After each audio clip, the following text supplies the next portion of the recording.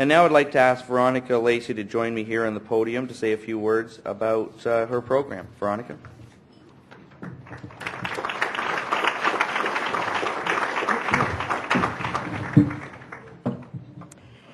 Thank you, Alan, and good afternoon, ladies and gentlemen. It's an absolute thrill to be here this afternoon. My name is Veronica Lacey, as Alan said. I'm President and CEO of the Learning Partnership, and I'm so excited. We have a capacity crowd here, over 360 young people and their very favorite significant adults.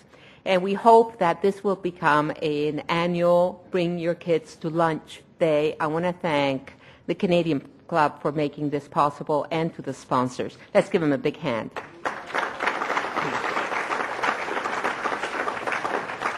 You know, it's so exciting and rewarding to think that aside from all the kids that you're actually seeing here in downtown Toronto, whether in offices or the court of law or in the hospitals, there are over 300,000 kids right across the country, sea to sea to sea, doing exactly what you're doing. Whether it is the docks in Halifax or whether it's farmland in the Yukon, kids are finding out about all the possibilities that are available to you as you make some very, very significant choices. And for the adults who participate in the program, because it couldn't happen without you, I want to very much thank you for your support and your commitment. The whole raison d'etre of the Learning Partnership is to champion a strong publicly funded education system in this country, and we believe that every youngster deserves to get the support to strive for personal excellence. And so this is what the Learning Partnership believes Take Our Kids to Work is all about. It started in 1994, 13 years ago. For the kids in this room, where were you 13 years ago? Not around, many of you. But imagine where you're going to be 13 years from now. And Verity talked, and others have talked as well, about being a bank president. What an exciting thought. And so this room is filled with future doctors and tradespeople and designers and perhaps the Prime Minister of Canada. Isn't that exciting? So why do we have this day? Because making a career choice is becoming increasingly complex and challenging. You have so many opportunities. And it's so important that you know what is out there. So it's just as important to say, this is an interesting job, but I'm not going to do it. This morning I was on the radio with a radio station from London, Ontario. A young man was doing a newscaster's job. Is that what he wants to be? No. He said on the radio, I want to be a real estate agent.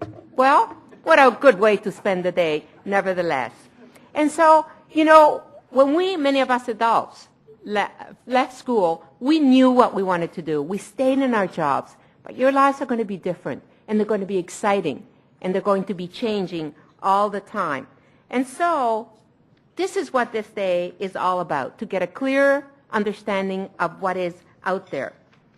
Maybe you already know what you want to do in life. That's great. Quite often, though, we all feel like the great Homer Simpson when he says, for the last week, it's been my lifelong dream to be an inventor. What a great statement. So maybe you too have a lifelong dream job. Maybe you don't yet. The good news, though, is that your life is before you, and all these choices and dream jobs are before you. And so without further ado, I'd like to introduce our moderator for today's event. Many of you probably recognize her from City News, certainly I do, where she has worked since 1998 and now serves as weekend anchor. Please welcome Mirella Fernandez.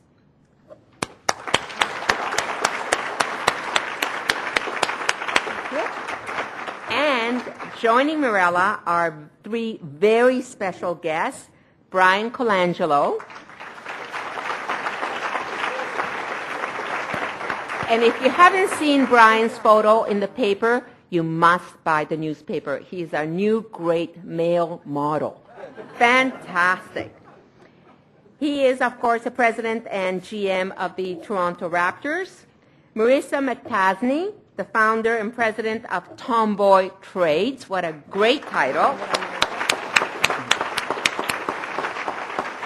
And Andrew Wolf, the animator and layout supervisor with Chorus Entertainment. Thank you to each one of you for being here. In a few minutes, the floor will be open in order for you to have some of your questions answered. But first of all, Mirella, over to you. Thank you very much. Well, I don't think you could ask for a better panel, all sorts of different experiences, really different jobs. I'm going to tell you a little bit about myself, very little bit about myself. Anybody here from Malvern, by the way? Anybody? Scarborough? Let's do Scarborough. Come on. You just don't want to admit it. That's right. So I grew up in Malvern. I went to Catholic school, Pope John Paul II in Scarborough. And I was one of those people who didn't know what I wanted to do. So all of you who don't worry. It'll come to you. I wanted to write for a living, and I wanted to make a living writing, so I went into journalism. It was sort of, how am I going to make money doing what I want to do? Well, I'm going to go into journalism. And then I ended up getting an internship in television and went on my merry way. So it wasn't like I wanted to do this for a living. It wasn't my dream, but I took it as my own when the opportunity came and made something of it. So for those of you who haven't decided what you want to do, don't worry. It'll come to you. You'll find it. It'll find you, and you can make a go of it any which way you want to. So don't worry about that. I want you to look at the people up here, myself included, and I want you to picture them 15 years ago, 20 years ago, because it's hard to do that. You're looking at a really successful group of people, and you don't know that maybe one of them worked at Mary Brown's Fried Chicken for a long time. Maybe somebody else, did a job that it wasn't the greatest way to start, but they did those things, and it was all part of that great plan of becoming who they are and the successful stories that you're going to hear about today. So everything contributes to your experience in life, and although it might not seem like math or English class or even being here today is going to help you, everything contributes to your later success in life, and I think the panel would probably agree with that. It's all part of you in the making. So that's the little snippet about me, and we're going to start with the little snippets from everybody else here. Guys, in 20 seconds, they told me to give you 20 seconds, I don't know what. We want the snapshot. We want where you were born, where you grew up, and where you went to high school or college. And why don't we start with Andrew and we'll move this way. Okay. I was born here in Toronto in North York. I went to high school at Claude Watson School for the Arts, and then I went to Sheridan College where I studied illustration. And I just basically started working right out of second year of school as an illustrator, and then I moved into animation in the early 1990s. Okay. Marissa. My name is Marissa McTasney, and I'm from Toronto. And I went to Lawrence Park Collegiate Institute, and then when it came to university, I wasn't quite sure, so I did go to OCA, Ontario College of Art, and also York University. Brian. I'm Brian Colangelo. I was born just outside of Chicago in a town called Harvey, Illinois. I grew up in Phoenix, Arizona. I went to high school there. Traveled back east to Ithaca, New York to go to Cornell University. I studied business management and applied economics. I moved to New York and I was working in commercial real estate. Great. Let's talk about when you were 14 or 15. What did you want to be when you were growing up? I know when I was that young I wanted to be an archaeologist, but that had a lot to do with Indiana Jones, personally. Can't wait for the next one to come out. So let's start on the other end and move back. Brian. I always felt I had a calling to be a general manager. I think from the time I was about 4 years old. I had the good fortune of growing up in a sports family. My father was the general manager of the Phoenix Suns. At the age of 28, he was named the youngest ever at the time general manager. And I got a chance to observe him and watch him, and I grew up in the business. I always knew I would come back to it if the opportunity presented itself, but I was advising on trades at a very young age, and I was told to mind my own business on several occasions. The one that stands out the most is there was a coach that we had. He was there for several years, 13 years to be exact, which is an eternity in the business. And Father called and said, I think we need to make a trade. What do you think? And it was trading Dennis Johnson to the Boston Celtics for Rick Roby. And I told him, I said, why are we doing this? He said, well, the coach feels he's a problem in the locker room. And I said, maybe it's time to get rid of the coach. But that's... And you were 6 at the time, right? Not quite, but I've always felt like I've had a sense for the business because of my opportunity growing up in that household. Thank you. Marissa? When I was 15, I wanted to be rich.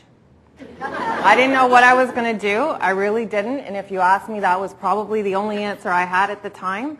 But what I did know at 15 is that I loved working with my hands. I loved fine art. I loved creating. And that's where I spent a lot of my time.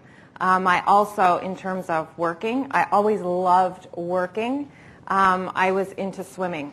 So I took my bronze medallion, bronze cross, and that carried me through right till I was about 22 before I started to travel. And it literally, I ended up teaching swimming, training lifeguards how to lifeguard, and going right as far as you could really go before I went traveling. And I would also like to add that the traveling was probably one of the best experiences I had because I really got to understand the other cultures and what was going on in the world from a real point of view rather than just reading it from a book. And that's, I'm a real hands-on person. So for me, that was a great education as well. Okay. Andrew? When I was 14, 15, I guess I wanted to be a comic book artist. I used to really love drawing. My mom still has drawings I did when I was really, really young. It's basically all I did to the detriment of my schoolwork. And at that time, I really wanted to draw comic books. I used to go to all the conventions when I was a kid and show the professionals my work, and I got a lot of really positive feedback. So that was my dream back then. And that's pretty much, it's a lot of people I work with, they have a very similar background. There's a lot of people in animation, they really love comic books because it's a very similar art form. So that's pretty much, I always knew I wanted to be an artist. I knew I wanted to draw. Let's talk a little bit about the jobs we had when we were their age. Yes, Mary Brown's Fried Chicken was one of them. I was also one of those people who called you at home and asked you 100 questions, telephone surveyor. That was me. $6 an hour, which was good back then, which tells you how old I am. Let's start in the middle with Marissa and find out what sort of jobs you did as a teenager and what did you learn from doing those jobs? The water for me was always the really big thing in my life. I loved teaching swimming. I loved teaching kids. And it took me a while to figure out what my thing was. It wasn't until I had my own kids.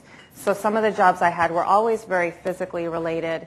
And when I taught the swimming, I went traveling, and when I came back from traveling, I needed to grow up a little bit and get a real job. And I still didn't know what my thing was. And I got a contract job. I knew how to type.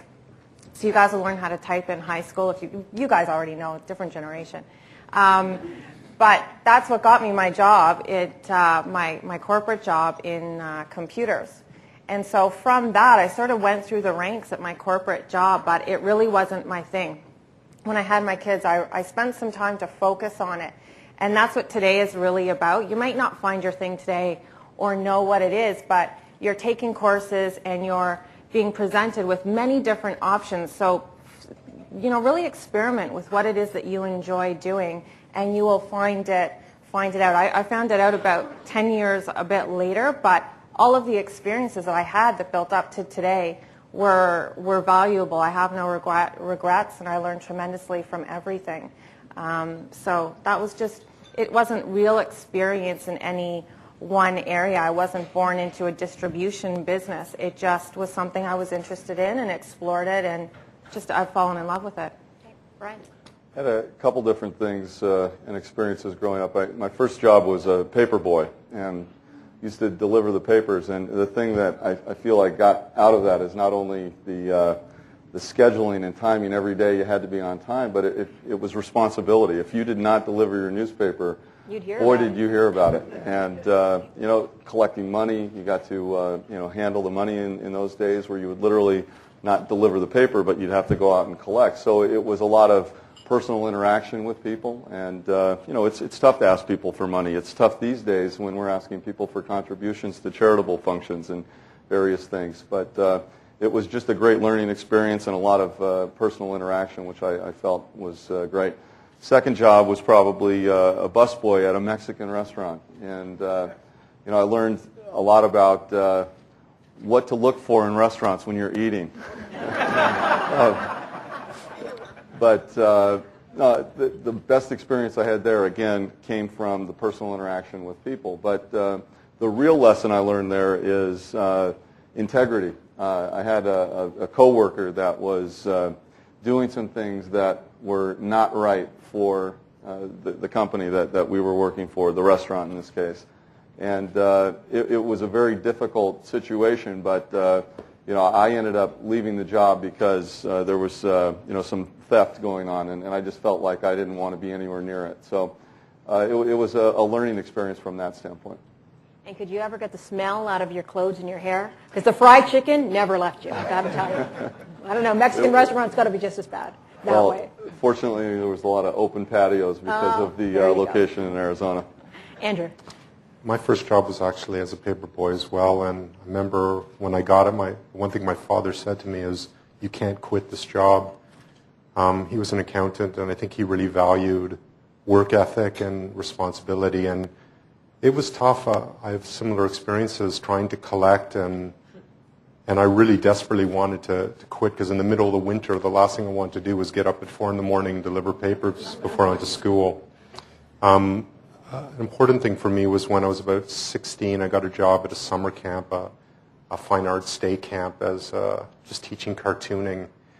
And that was my first chance to really work with kids and work with a group of people. And I really got a lot out of that, just working with people and showing them things and just seeing their enthusiasm and how much, they were really, really interested in drawing. And it kind of validated what I was doing, because at the time I wasn't getting really a lot of positive feedback from most of my teachers, because they just thought, they thought what I was doing was a bit trivial, I think, because I would just be drawing continuously. But having these kids, I thought, somebody likes this. So, I don't know how much it meant having an 8-year-old telling me I was the greatest artist he's ever seen, but at the time it helped me sleep at night. And then I guess another job I had, which had a big influence, believe it or not, I was working at a summer job at a garden center, just basically doing some very small landscaping jobs and just doing some watering. And it just basically taught me, work ethic. And even though that wasn't what I wanted to do at all, it really taught me to take pride in my work and really try to do a good job. And that's just a value that I got from my dad, was just taking everything you do, just try to do the very best you can, because you never know what it can lead up to. And I learned a lot doing that job, and it gave me a lot of time to think, and it also made me realize this is not what I want to do. I mean, it really pushed me to work harder on my skills, because I wanted to move away from that and really pursue my dream. Okay. Let's talk about what motivates you to get up and do what you do every day. I'm going to start at this end and move back.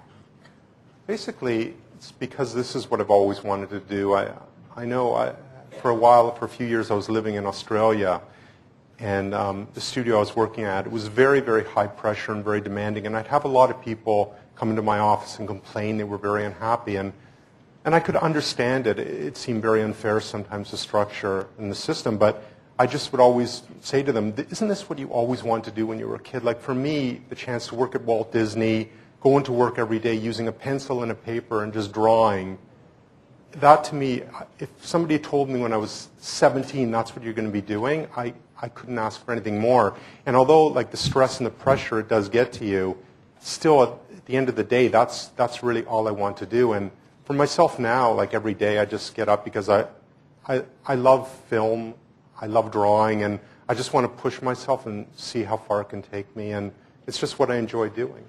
Marissa. Well, my business, so it's Tomboy Trades. So When I started it a year and a half ago, I was actually leaving my corporate job so that I could learn how to build houses. I really wanted to learn how to build a house right from the foundation to the roof. And that was what I set out to do. But what happened was they gave us this voucher, because all of us girls who were in this course had to go buy work boots. And we went into the store, and they were only tan and black, and we had to buy men's boots. It was a horrible experience. And so I said to the store manager, where are the pink work boots? Like, I've seen there's a girl on TV, she has them on. How does she get them? Well, this is when I learned she had them custom made, and nobody would give the name of that shoe designer. So I had to do it myself. And it wasn't, it's become more than just the pink work boot. It's now that women are in the trades, it's not difficult. You have to learn how to do it like any profession. But there's a lot of equipment now that actually makes it physically easier for men and women. And my goal was to run a company of women who build houses as a contractor. But the boot business has taken off, and it's because there are so many women out there that are in these jobs in manufacturing, forestry, architects, designers, and we all need to have safety equipment. And so what started off as just a mission for a pair of boots for myself turned into a lot more people wanted it, and now I'm getting feedback from women, and that's really what gets me going every day, because for the first year and a half of this business, I've been doing it for free. I've been a volunteer of Tomboy Trades. And there's days when, you get 3 hours sleep for about a week and 2 weeks, and you think, why do I get up in the morning? And I really don't have a good answer for you, other than to say, I just really love it. And when you get an email from a woman who loves your pink work boots, and she's knocking on your door because she has to have them, it's really fun. It's really exciting. And so there's more to it than just the daily grind of your regular activities. I call them defining moments that move you in a certain direction, and that's where you make your decisions and get up and go the next day. Brian. I think I'm motivated every day by the fear of failure. And in a very public business, that can be translated as fear of disappointing people. Every time my basketball team steps on the floor, they have that opportunity to potentially either get someone very excited or get someone very disappointed. And last night, by way of example, was a perfect example of that. We got beat pretty badly to the point where at one point I wanted to turn the TV off. I didn't. I shut my eyes at one point and said, am I dreaming? This has got to be something false. But it shows you the kind of swings that we have in our business, in the industry that I'm in. 4 nights ago, we beat a team, New Jersey, who's considered a great team, by 37 points. And then last night, a team that we clearly are stronger than, at least in my opinion, we got beat pretty handily. So every day, I'm motivated by, again, that fear of failure, fear of disappointing people. Again, I was fortunate to grow up in a household that was involved in the sports business, and that's really where I got my opportunity to learn the business and also get my first opportunity. But I put extra pressure on myself always, because I knew people would look at that and say, he's there because of his father's occupation. And it made me roll up my sleeves that much more, and I promised myself I would never be outworked by anybody. And it's a very important part of my life and career right now, and that's to always try to lay it out there. No matter what it is I'm doing, I want to win. And how do you win? You have to achieve success, I believe, through hard work and dedication and a passion for what you do. So if you don't have a passion for what you do, you should probably look for something else. But I'm motivated every day by the fear of failure. Okay, we have some specific questions from some of the students. First one's for Marissa. What obstacles did you find in starting your business? I'm going to throw in as a woman as well, not just as a business person, but as a businesswoman.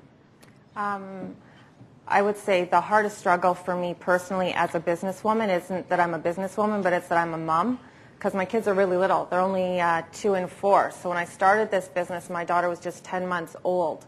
So managing, there's a big struggle that a lot of you young ladies will face is, when you have your children, do I stay home or do I go to work? And it's a big debate, and you've got to do what's right for you. But that was really the toughest thing for me to negotiate in my own life, was how to manage it all. And I actually I like to go to these luncheons and hear other people speak, and I have a few female heroes out there, and one of them was speaking, and she said, you can have it all, you just can't have it all at the same time, all at once, and not by the time you're 30. So it's not what I wanted to hear, but, it's the reality when you want to raise, fantastic people, and that was my goal. So that would be the toughest challenge. As a woman, it's fantastic being a woman, because there's certain perspectives that you bring to the business world and to the boardroom and the business table, and being in different cultures where they're typically male dominated. It's really interesting to see it from my point of view and then explain it to the men that typically do business every day. So it's been fascinating that way. One of the reasons I did this business when I had my kids is because I wanted to teach them a philosophy on life. And that's why I gave you guys those notebooks. So you have those notebooks, and there's pens on the table. And I was determined today to make sure you all wrote in those books and, take away some of the things that you've heard from any of the panelists, or you've been at work all day. The thing I want you to take away from me is I want you to dream big. So find your passion and dream big, think the impossible, and love passionately. Because you will find a lot of roadblocks and a lot of people that will say, I don't know if you should do it, but if you know it's right inside for you, it's the right thing. Just as Brian said, if you're not passionate about it, it's not your thing. And that's absolutely right. Find what you're passionate about, and the rest will all fall into place, just as you said as well, and it will align up. So I remember somebody saying to me when I decided to take journalism, and this was a family friend, well, why are you going to take journalism? You'll never get a job in journalism. And 10 years later, I'm like, no, it's hard. You're going to get people, and some of the people you look up to even might say, that's too hard or too impossible, or you're reaching too far. And for someone like me, you were lucky your dad could sort of teach you the ropes, and you were surrounded by it growing up, which is great. You could just absorb it. For someone like me, I'm the youngest of 6 kids in an immigrant family, and, it was a struggle to dream big and to learn what I needed to learn to do what I do today. It was a real struggle for me. Communication skills, social skills, personal skills, all of those things mattered as much as just knowing how to do the job and learning the right talents and tools it took to do my job. So, and the other thing is there are no boundaries. No. Only the ones you put up yourself. Right. The people will say to you, oh, well, there's a reason you can't do it. But there really isn't any reason you can't do anything. If it's something that you want to do, there's always a way to do it. Absolutely. The next question is for Brian. What do you like most about your job? What do you like least about your job? I think I'll answer the least part first. We have to make a lot of tough decisions, and sometimes those decisions affect players' lives, and whether it's cutting a player or trading a player, they go through a lot in their life. I know everyone thinks professional athletes are overpaid, or perhaps just very well-paid people that aren't affected by everyday issues and societal issues, but there are quite a few things that affect players, and I've been in the business now for quite a while, and I've seen all kinds of things, and trying to help players along the way and give them opportunity to overcome some of their issues is certainly something that has been challenging, and it's also rewarding when you find a solution. But when you have to bring a player in, as we did, say, a week ago with Luke Jackson, and tell him that he was not going to make the team, and to see the disappointment in his face, and to basically be sending him home with, in his case, he did have some guaranteed money on his contract, so it was a little bit of a consolation prize. But it's just very difficult, because you're basically snatching someone's dream away from them, and so that's probably the most difficult. The most rewarding aspect of it is obviously to see the kind of fan reaction that can be generated from the success that we have when we have it. And everything's cyclical. There's going to be times that are very good. My father used to always say that the highs are never as high as the lows are low in this business. But those times when, like last year, when we had some success, we won the Atlantic Division Championship, we got to the playoffs, and to see the enthusiasm in the crowd and in this marketplace, it's truly a rewarding experience. And I guess the highs never seem to last as long as the lows do. That's true. When that final buzzer sounds in Game 6 at New Jersey, the season's over like that. Very easy question for you, Andrew. Who is your favorite Disney character? Heard a yes or a no. I guess Donald Duck. Really? I just thought, especially as a kid, he was just so obnoxious. And he's a very selfish character, and as a kid, you have all these rules and boundaries, and seeing the duck get away with whatever he wanted to. And he was just not your standard animated character, especially back then. A lot of them were really milk and cookies, like Mickey Mouse, but Donald Duck, he just kind of spoke his mind and did what he wanted to do. The problem is I couldn't understand him. Well, spoke his mind. That was part of his charm, I think. That was part of his charm. Kind of like the Roadrunner then, too, right? That's right. Can you do the Donald Duck? No. You're sure? I'm pretty sure, yeah. This next question is for all of you. If you could turn back the clock, somebody called us old in this question, I don't know who, and do another job, would you do another job? Why or why not? Marissa, why don't you start? No, I wouldn't do another job. I chose this. Okay, So I Andrew? wouldn't. No, this is what I've always wanted to do, so I'm pretty happy. Okay, Brian. I'm happy with my job, but I love architecture and Oh, design. really? And if I could walk away from this right now and I had to go back to school, I would certainly study that and pursue that dream. Okay. Brian, this is a question for you. What are the rituals you go through before each game? And question number 2, what do you say to your team after a particularly tough game like yesterday? Well, I leave the communication of the team really up to Sam Mitchell, our head coach. And, there are times where you either address the team or talk to individuals, and you just try to encourage people. I'm always looking for the positive side of things. I often say in our room when we're evaluating players, tell me what a guy can do, not what a guy can't do. And so I always try to talk about those things, the positive things that happen in a game with those players. Rituals, it just depends on the day. I've been doing a lot of work since I got here, talking to a lot of season ticket groups, different sponsor groups, and spend a lot of time on the court observing the other players on the other teams that warm up. You find things. I like to pay attention to detail and things like watching a young player like Jermaine O'Neal, who played in Portland for several years, and for 5 years he was a young high school kid coming in to the league. He never played, but he was honing his skills under the tutelage of a very solid assistant coach, Tim Gergerich.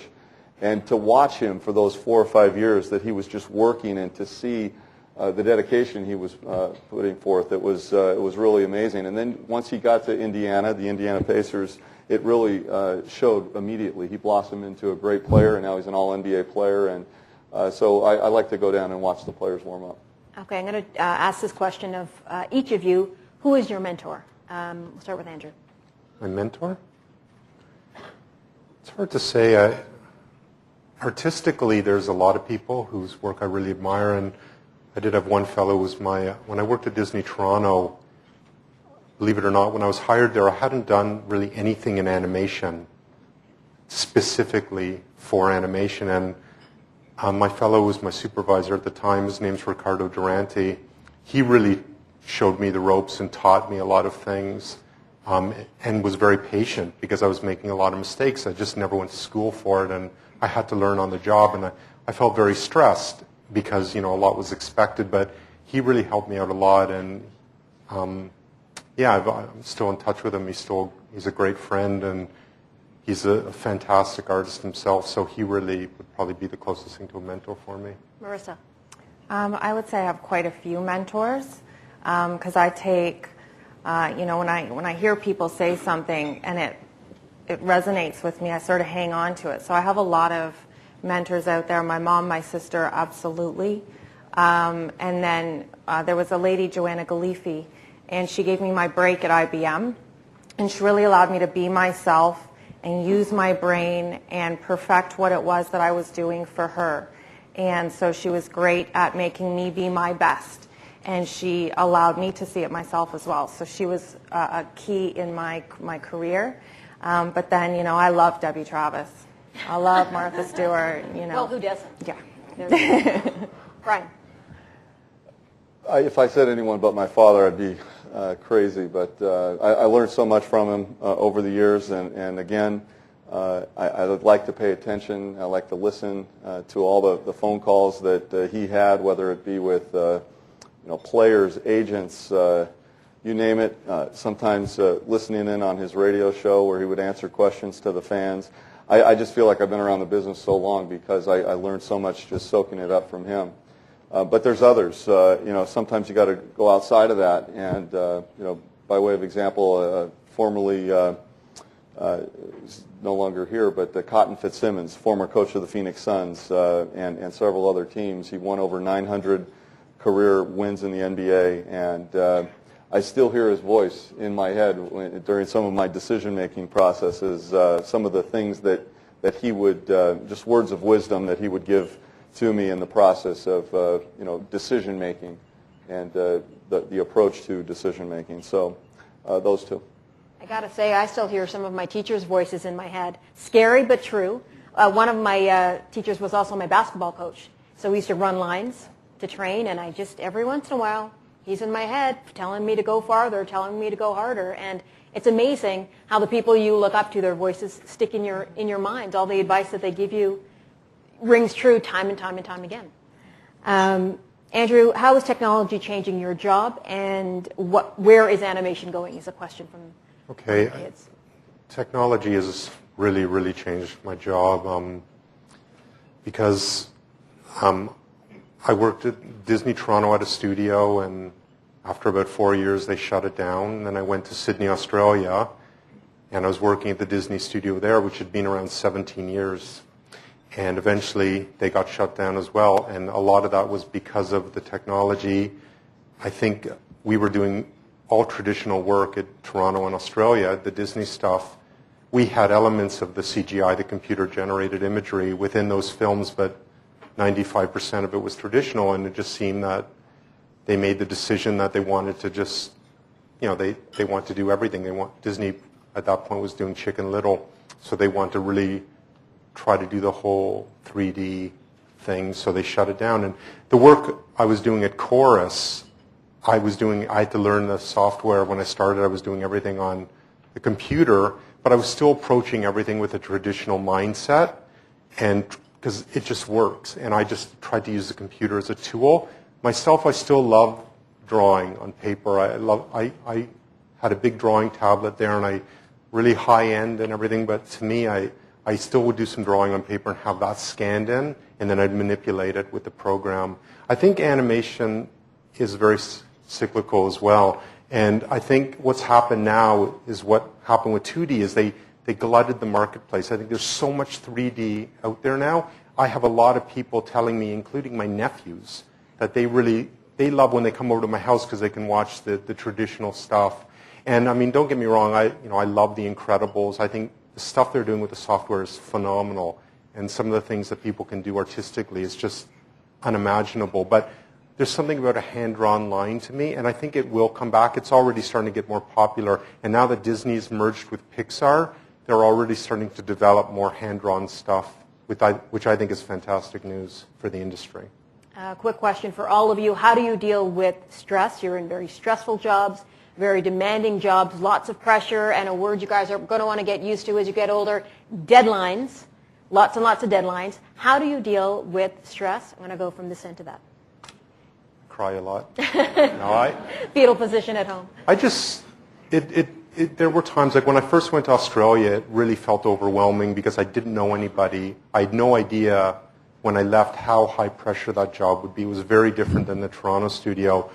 And you just have to take a breath and really just realize why you're there, why you want to do this. And my mentality really is just do the very best you can. And if that's not good enough, then at least, you can sleep well knowing you did the very best you could. I'll go for a walk, I'll get some fresh air if it becomes too overwhelming. But basically, I just put the hours in. I've always believed I like to get to work very early because it's very quiet at the studios.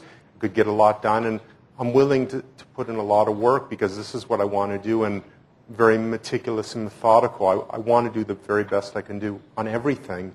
And the stress, I had a lot of supervisors saying, you don't have to be so precise, just let it go. But I was willing to put in the extra time so I could do the work the way I wanted to. But I just feel you just try to keep things in perspective. I mean, it can seem overwhelming at work, but you just have to take a step back sometimes and take a deep breath and maybe get some fresh air, and that's how I handle it. Marissa. I don't really know how I handle the stress. I guess it changes on the obstacle that I'm facing at the time. I like to write down a list and then just go through it one step at a time so that there's some organization, and when you accomplish something, then you're a little bit stress-free on that one item, and then you get to the next item. I put in a lot of hours. I'm, again, just like Andrew, very detail-oriented. I want things a certain way. I can see it in my head, so I inflict a lot of the stress on myself. So I can't really blame it on anybody else. It's something I've chosen. Maybe I enjoy it a little bit. It gets me going 24 hours a day. So I haven't mastered it yet, but You're getting there. I'm getting there. Brian. Stress, I'm not familiar with this word.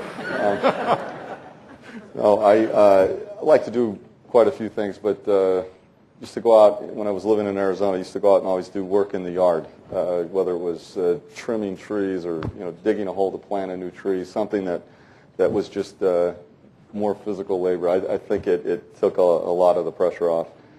Now, because got a smaller yard and it's cold outside, occasionally shoveling snow late at night, but we haven't had much snow since I've been here. So I just try to continue to push through whatever it is. Nobody said yoga. No. Nobody said yoga. Not right now.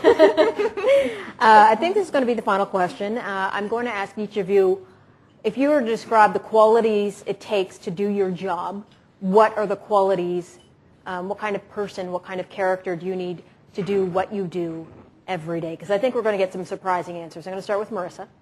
I would say just be who you are. So whatever it is that you bring to the table, bring it to the table. Be your best, whoever you are. But what does it take to do what you do every day? To do what I do, persistence. I'm a little bit aggressive. I like to sell. I like the hunt. I like to see my products come to life. I like to make people happy. So I don't know if there's a trait that I have that anybody else doesn't have, but I've just found my thing. So I just take me and do my thing. Okay, Brian?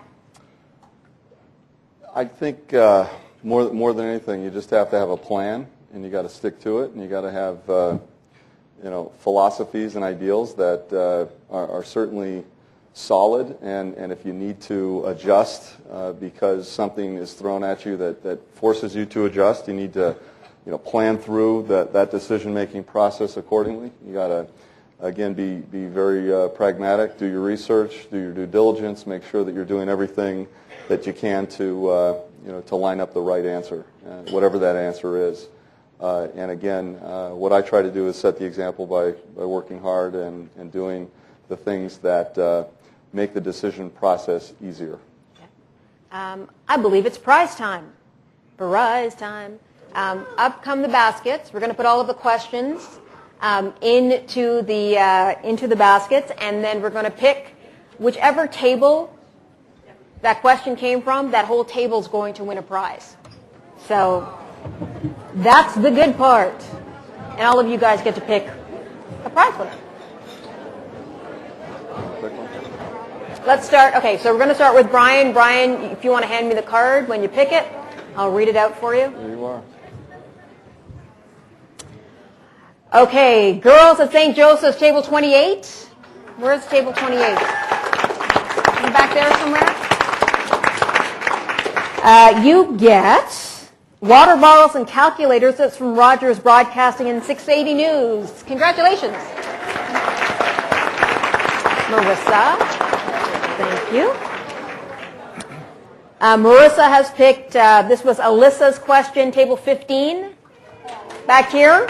You guys are going to get CD, DVD holders courtesy of Scotiabank. Congratulations. And table number 6. Where's table number 6? Where? There you go. Put your hands up. You guys are going to get movie passes courtesy of Cineplex. Congratulations, you guys. Thank you very much, panelists. We're going to turn everything back to Alan. Marilla, thank you very much, and thank you to our panel for the insight into your fascinating journeys and some insight into your current careers. I can tell you by looking around at the students, I think all of you have enjoyed this afternoon. What a great opportunity to hear from these folks. In fact, now that I've got Brian Colangelo sitting beside me, I have to confess I've always wanted to be a professional athlete. Particularly, I'd like to play basketball. Probably not going to work standing on the box. You can have me cheap. It's not going to work standing on the box. Okay. Thank you very much, Brian, Marissa, Andrew, and Marella for giving again so generously of your time this afternoon to be with these students from across the GTA. We very much value and appreciate the time that you've spent with us. Some of you haven't had a chance to get a photo with our guests. I will let you get that right away. But before I leave, I want to just leave you with a quote, Homer Simpson, and that is, all my life I've had one dream, and that is to achieve my many goals. There are a lot of career opportunities out there, and although it might sound a little cliche, you really can do almost anything that you want to. You may not be able to do it all at once, as you've commented, but you will be able to do it. So whatever your dream, I encourage you to go after it. And again, I want to thank you all for spending this lunch hour with us. Take care.